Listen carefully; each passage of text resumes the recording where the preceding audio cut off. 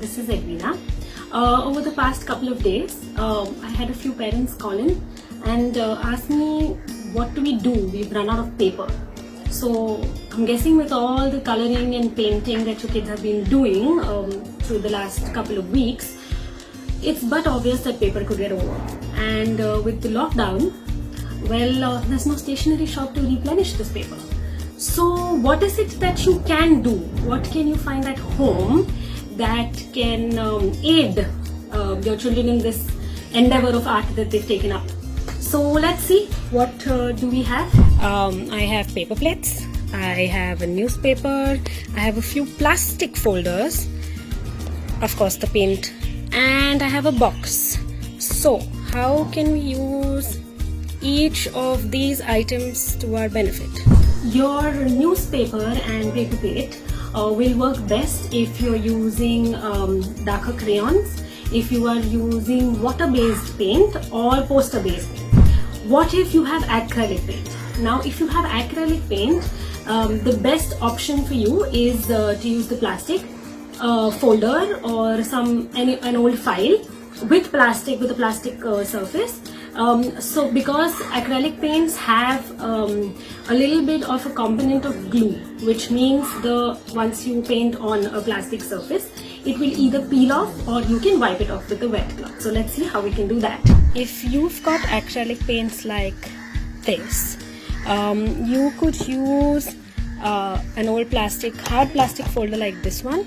You could get these thin, cheaper versions of it if you have them, if you've stored any documents in it, or you could use this kind of an old folder. So just remember, it should be something that you do not need to use again. Let's say your child painted something like this. So all you need to do is, once it's dry, all you need to do is you need to take a wet cloth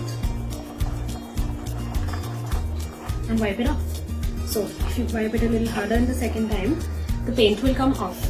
So that means you can have a masterpiece, wipe it off, take a photograph of it to preserve it and wipe it off, and then move on to the next masterpiece. So once this dries, this will come off. Earlier I showed you the box. So another thing that you can use is a box like this. It was shut like this. I opened it up. So you can use either a product packaging box or the packaging material that you get from, say, a Nykaa or an Amazon.